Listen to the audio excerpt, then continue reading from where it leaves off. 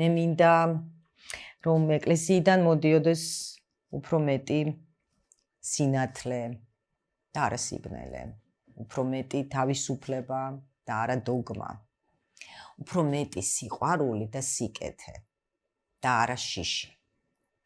თუ შენ გწამს ღმერთის და ბუდიში ამ პათოსისთვის, სწორედ გამიგეთ, მე ვარ ჩვეულებრივი ადამიანი.